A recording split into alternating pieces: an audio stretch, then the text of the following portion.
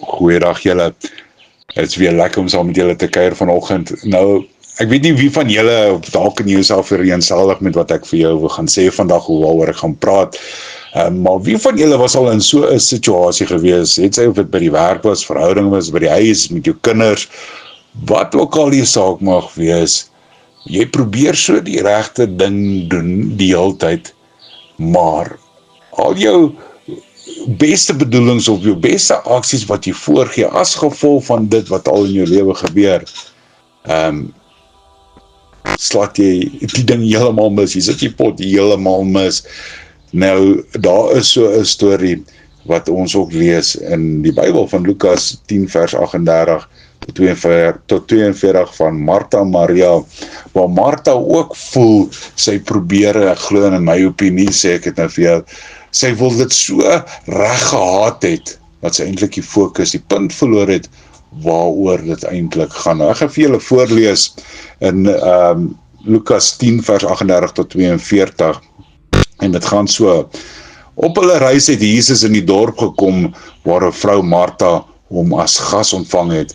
Sy het 'n suster gehad, Maria, wat aan die voete van die Here gaan sit het, en na sy woorde geluister het. Maar Martha was bedrywig om alles klaar te maak.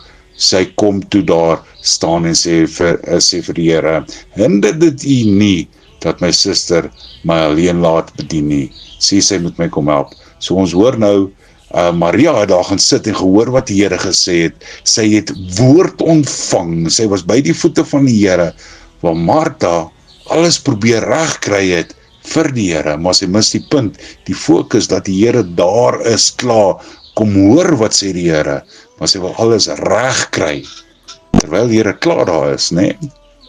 Die Here antwoord daartoe en hy sê: maar die Here, Martha, jy is besorg en bekommerd oor baie dinge, maar net een ding is nodig. Maria het die beste deel gekies, en dit sal nie van haar weggeneem word nie. Hoeveel kere kom ek en jy en ons mis die fokus heeltemal, ons intensies, veral as ons in ons eie lewens kyk met ons verhoudings, en situasies waar ons is met, of ons man of vrou, ons verhoudings, of met ons kinders, wat ook al die saak mag wees, is ons intensies baie goed, want ons wil nie dieselfde foute maak wat ons dalk gemaak het van tevore nie. So ons probeer werklik waar baie hard om iets reg te probeer kry, en ons mis die fokus waar daar is, dat die persoon klaar daar by ons is. Ons mis daai kommunikasie om te hoor wat die persoon sê. En ons bedoelings is, alhoewel dit so opreg is, regverdig dit nie ons aksies nie. Nou, hierdie was die situasie gewees van Martha en Maria. Martha het alles probeer regkry, maar aksies is nie geregverdig wat sy gedoen het teenoor Maria nie, waar Maria by die voete van die Here was. Hy kom hoor wat die Here sê. En hier kom die Here en hy maak hierdie rowwe waters van Martha, kom maak hy stil, en hy kom wys haar uit in wysheid. Luister in kalmte, luister die, jy moet kom hoor en kom fokus op wat ek te sê het. Dit maak nie saak wat om jou aangaan nie. Hou jou fokus op my. Kom fokus op my.